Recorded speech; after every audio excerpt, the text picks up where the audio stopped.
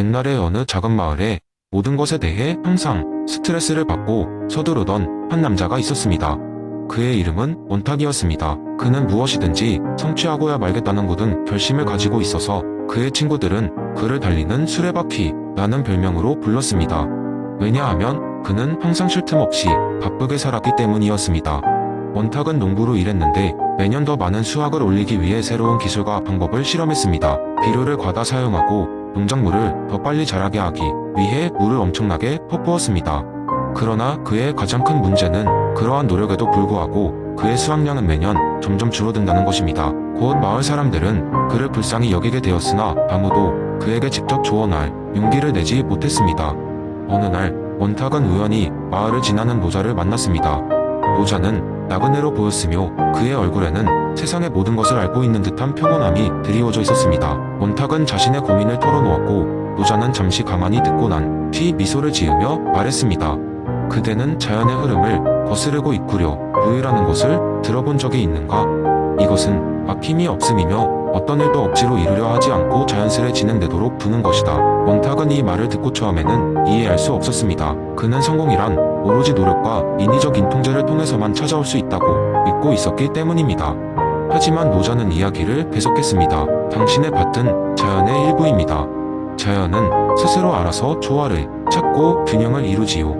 만약 당신이 계속해서 자연의 흐름을 바꾸려 한다면 당신은 더 큰 혼란을 초래할 뿐입니다. 원탁은 처음에는 의심스러웠지만 노자의 말에서 무언가를 느꼈습니다. 그래서 그는 한번 그 조언을 따르기로 결심했습니다. 그 해 원탁은 서두르지 않았고 농작물에게 필요한 최소한 이것만을 제공했습니다. 비료와 물 역시 자연이 허용하는 범위 내에서 사용했습니다. 놀랍게도 그의 밭은 무성하게 자랐습니다. 농작물들은 스스로의 리듬에 따라 천천히 그러나 튼튼하게 자라났고 수확량은 그가 예상했던 것보다 훨씬 많았습니다. 원탁은 마침내 자연과 조화롭게 사는 법을 터득하게 되었습니다. 그는 더 이상 달리는 수레바퀴가 아니었고 그의 얼굴에도 노자와 비슷한 평온함이 스며들기 시작했습니다. 이후 원탁은 그의 마을 사람들에게 무의의 철학을 나누었습니다. 그들은 처음에는 믿지 않았지만 원탁의 변화를 보고 서서히 그의 이야기에 귀를 기울이기 시작했습니다. 마을 전체가 무의의 철학을 이해하면서 그들은 자연과 함께 공존하며 조화로운 삶을 살게 되었습니다. 결국 그들은 최소한의 노력으로 최대의 결과를 얻을 수 있음을 깨달은 것입니다.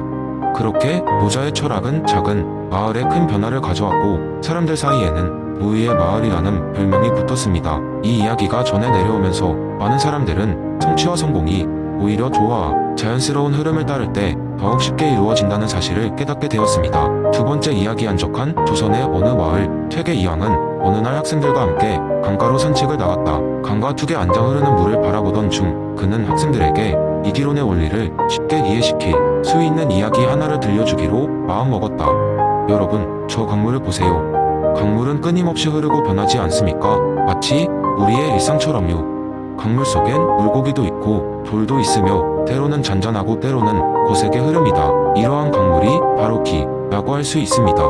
강물은 우리의 눈에 보이고 손에 닿으며 끊임없이 변화하죠. 학생들은 고개를 끄덕이며 강물을 관찰했다.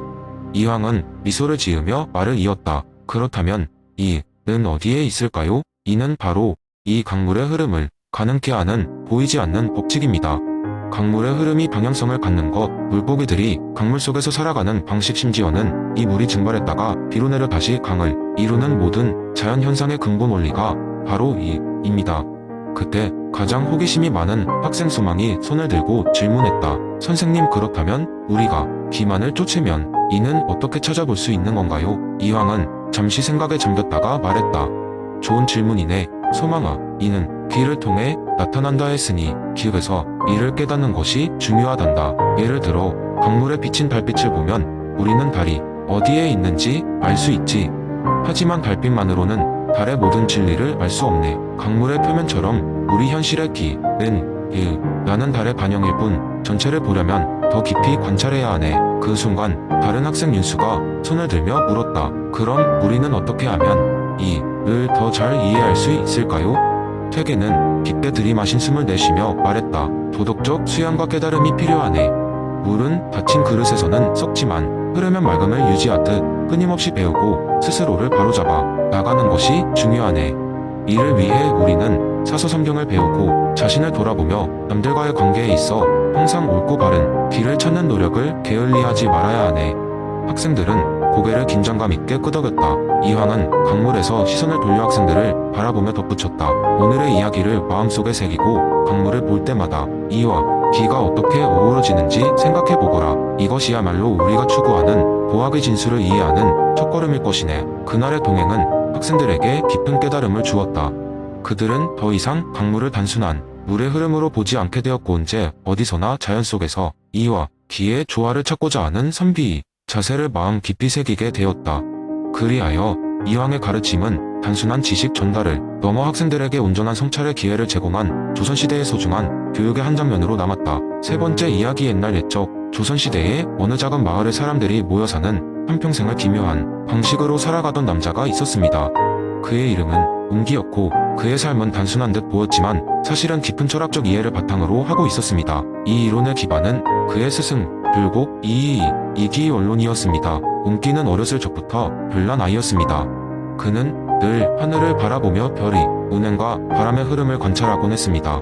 그는 자연의 변화 속에서 어떤 규칙성을 발견하려 했고 이에 대한 해답을 이기 원론에서 찾게 되었습니다. 그의 스승인 율곡 선생은 운기에게 모든 존재는 이, 왕이의 상호작용으로 인해 변하고 움직인다는 원리를 가르쳤습니다. 어느 날 마을 사람들이 운기를 찾아와 물었습니다. 운기야, 우리가 더 행복하게 살기 위해서는 어떻게 해야 하니?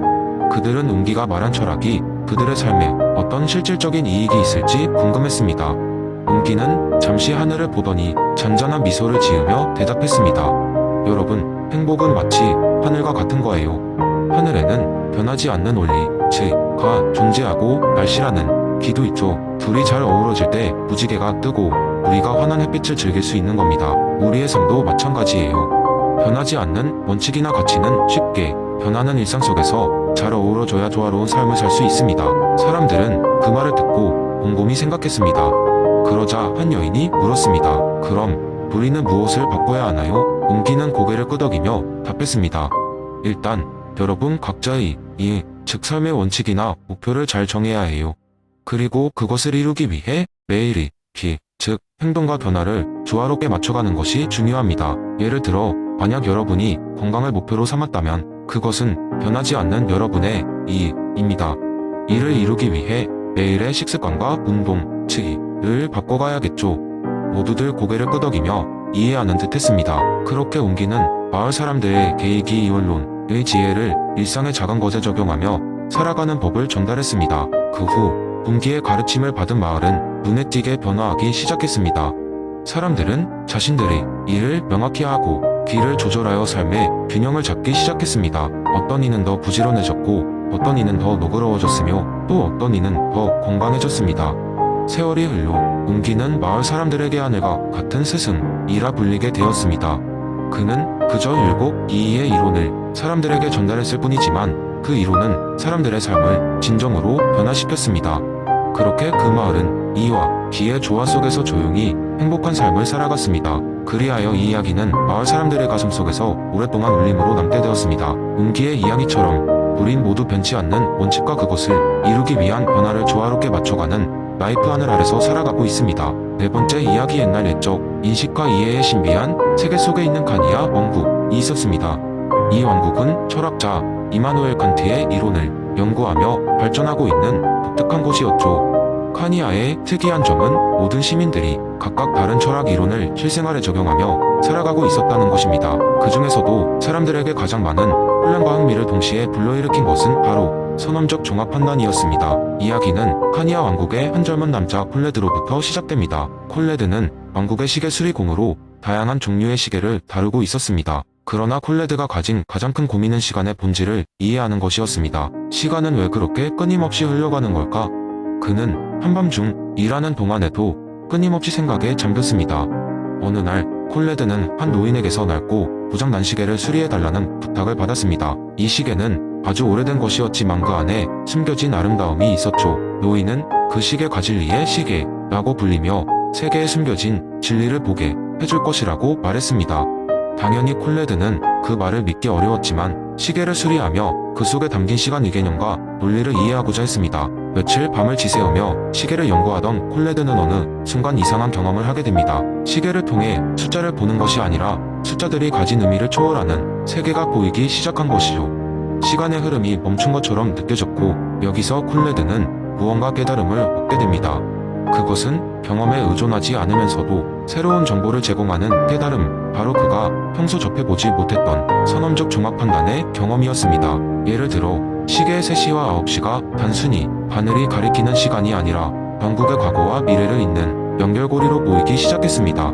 그는 경험을 통해 배우지 않았지만 마치 오래전부터 알고 있었던 것처럼 느껴졌습니다. 그 순간 그는 칸트가 말한 인식 능력과 사고의 구조, 가시간이라는 추상적 개념을 어떻게 초월할 수 있는지를 비로소 이해하게 된 것입니다. 콜레드는 그의 깨달음을 친구들과 나누기로 마음먹었습니다. 그는 왕국 전역에 걸쳐 시간의 철학에 대한 세미나를 열었습니다.